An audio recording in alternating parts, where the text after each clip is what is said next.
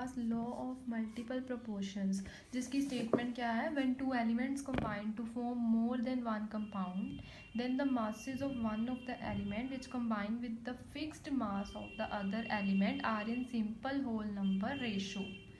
That means कि वो बोल रहे हैं when two elements combine to form, suppose हमारे पास टू एलिमेंट्स है, जनरल वे में ले लो A एंड B, दोनों कंबाइन कर रहे हैं to form more than one compound. So A and B combine करके हमारे पास टू डिफरेंट कंपाउंड्स बना रहे हैं, suppose AB1 and AB2. Then the masses of one of the element which combine with the mass or fixed mass of the other element. मतलब A and A जो element है इनका मास क्या है, fixed mass, और जो दूसरा एलिमेंट है B1 एंड B2 इनके मासेस क्या वो बोल रहे हैं, then the masses of one of the element which combine with the fixed mass of the other element are in simple whole number ratio. मतलब जो एलिमेंट्स कंबाइन कर रहे हैं उनमें से एक एलिमेंट का तो मास क्या है, फिक्स्ड मास है. दोनों जो कंपाउंड्स हमारे पास आए, दोनों कंपाउंड्स में से एक एलिमेंट का मास क्या है, फिक्स्ड मास, एंड जो दूसरा एलिमेंट जो कंबाइन कर रहा है उसके मासेस क्या होंगे, are in simple whole number ratio. That means इनकी जो रेशो आएगी मासेस की वो क्या आएगी, एक्स रेशो वाई सपोज कर लो, where x and y are whole numbers. So यही हमारी स्टेटमेंट है लॉ ऑफ मल्टीपल प्रोपोर्शंस की, कि when two elements combine to form more than one compound, more than one compound, इसमें हम A and B combine करके एक से ज़्यादा कंपाउंड्स बना रहे हैं, जिनमें से जो कंपाउंड्स बने उनमें से जो एक एलिमेंट की मास जो है वो क्या है, फिक्स्ड है, और अदर एलिमेंट का मास क्या होगा, are in simple whole number ratio. Now हम एग्जांपल लेके देखते हैं हाइड्रोजन एंड ऑक्सीजन की. हाइड्रोजन एंड ऑक्सीजन दो एलिमेंट्स हैं जो कि कंबाइन करके टू डिफरेंट कंपाउंड्स फॉर्म करते हैं, एक तो वाटर, दूसरा हाइड्रोजन पेरोक्साइड. हाँ, वाटर का फॉर्मूला हमारे पास क्या होता है, H2O, हाइड्रोजन पेरोक्साइड का H2O2.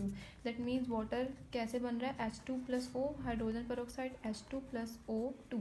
Now law of multiple proportion की स्टेटमेंट क्या है, कि जब दो एलिमेंट्स कंबाइन करके एक से ज़्यादा कंपाउंड्स बनाते हैं, तो जो एलिमेंट्स कंबाइन कर रहे हैं उनमें से एक एलिमेंट की रेशो क्या होती है, मासेस की, फिक्स्ड, और दूसरे एलिमेंट की रेशो क्या होती है, मासेस की, is in simple whole number ratio. यहीं पे देखो, अगर हम हाइड्रोजन के एटॉमिक मास क्या होता है, 1 इंटू टू आ रहा है यहाँ पे हाइड्रोजन का एटॉमिक मास, यहाँ पे हाइड्रोजन पेरोक्साइड में कितना आ जाएगा, 2 इंटू 1 विच इज़ 2 ग्राम, यहाँ पे भी 2 ग्राम और यहाँ पे भी 2 ग्राम. दैट मीन्स हाइड्रोजन की जो मास की रेशो है वो क्या है, फिक्स्ड है. सेकंड एलिमेंट कौन सा है, ऑक्सीजन.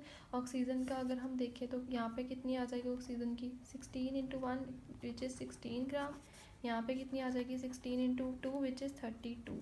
नाउ उन्होंने क्या बोला है, अकॉर्डिंग टू हमारी जो स्टेटमेंट है, जो दूसरा एलिमेंट है उसकी जो रेशो आएगी वो क्या आएगी, whole number ratio atomic masses की. तो लेके देखो रेशो क्या आ रही है, 16/32 विच इज़ 1/2 विच इज़ 1:2. तो ये क्या आ गई हमारे पास, एक whole number ratio. This verifies the law of multiple proportion. Next देखो, नाइट्रोजन एंड ऑक्सीजन कंबाइन करके 5 ऑक्साइड्स बनाते हैं, कौन कौन से, N2O, NO, N2O3, N2O4 and N2O5. अब ये सारे ऑक्साइड्स जो फॉर्म किए नाइट्रोजन एंड ऑक्सीजन ने कंबाइन करके डिफरेंट कंपाउंड्स फॉर्म किए. अब हमने क्या बताना है कि जो डिफरेंट कंपाउंड्स आए हैं ये लॉ ऑफ मल्टीपल प्रोपोर्शन को फॉलो कर रहे हैं कि नहीं कर रहे. सपोज सबसे पहले तो अगर हम इन दो नाइट्रोजन और ऑक्सीजन के एटॉमिक मासेस निकालें इन ऑक्साइड में, नाइट्रोजन का एटॉमिक मास होता है हमारे पास 14, ऑक्सीजन का 16. यहाँ पे 2 एटम्स है नाइट्रोजन की, यहाँ पे कितना हो जाएगा 28, ऑक्सीजन का 16.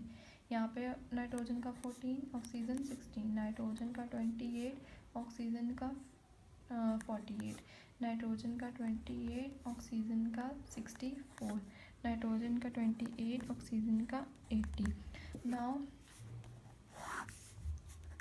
अगर हमने लॉ ऑफ मल्टीपल प्रोपोर्शन की बात करें तो उसमें हम क्या बोलते हैं कि जब दो एलिमेंट्स कंबाइन करके डिफरेंट कंपाउंड्स फॉर्म करते हैं तो उन सभी कंपाउंड्स में जो एक एलिमेंट का मास होता है फिक्स्ड होता है, दूसरे एलिमेंट का क्या होता है, is in simple whole number ratio.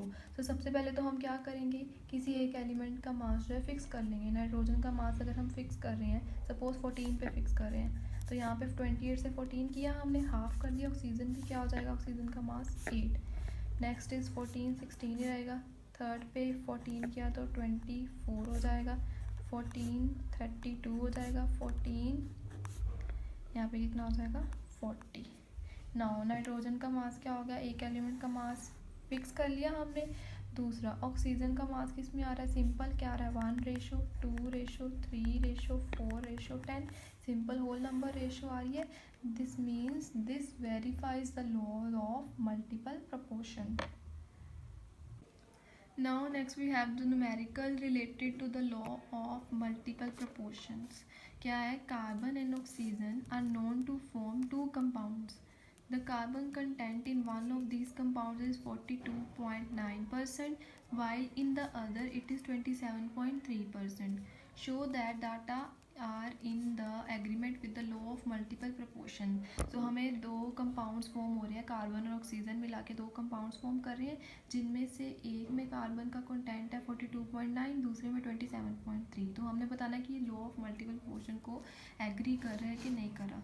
सबसे पहले तो अगर हम फर्स्ट कंपाउंड की बात करें, फर्स्ट कंपाउंड में कार्बन कितना दिया हुआ है, 42.9 ग्राम्स ले लो, ठीक है। तो हमने किसका निकालना, ऑक्सीजन का निकालना। ऑक्सीजन का कितना आ जाएगा टोटल, हम क्या ले लेते हैं 100, 100 माइनस 42.9 कितना आ जाएगा ऑक्सीजन का, 57.1 ग्राम्स आ गया फर्स्ट कंपाउंड में ऑक्सीजन।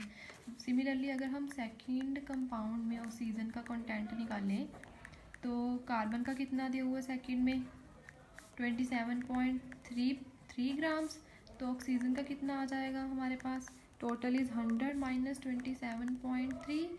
तो हमारे पास ऑक्सीजन का कितना आ जाता है यहाँ से 72.7 ग्राम्स। तो दोनों कंपाउंड्स में हमने ऑक्सीजन की निकाल ली।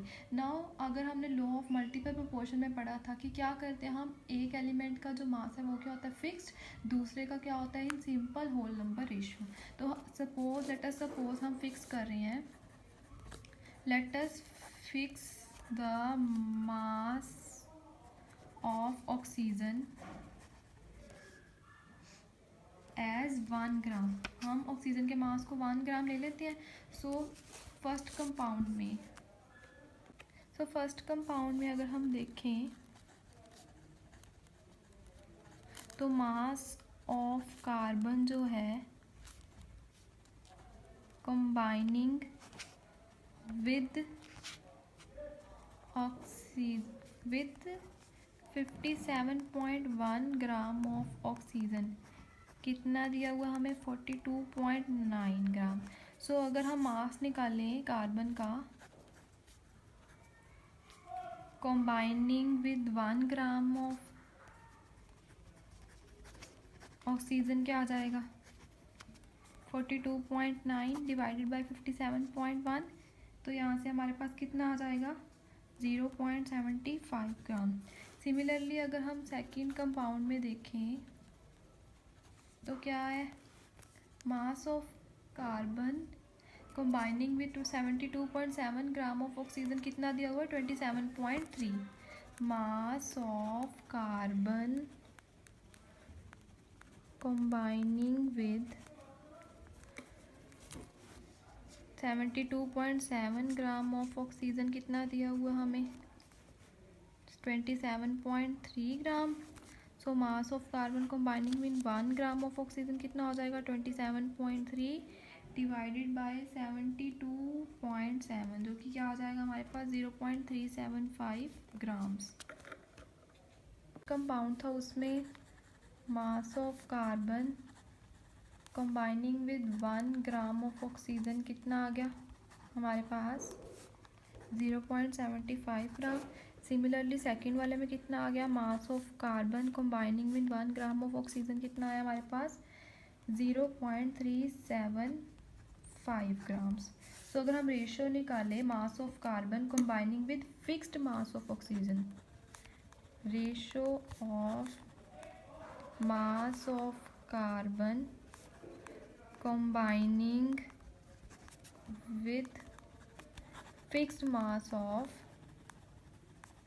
ऑक्सीजन, जो कि क्या है हमारे पास 1 ग्राम। तो क्या आ जाएगी हमारे पास, ऑक्सीजन की तो हमने 1 ग्राम ले लिया फिक्स्ड, तो उसकी 1 नहीं रहेगी, तो कार्बन की कितनी आ जाएगी हमारे पास 0.75 रेशो 0.375, तो कितनी आ गई है हमारे पास, दोनों को डिवाइड करके 2:1 which is a whole number ratio. So the given data illustrates the law of multiple proportion.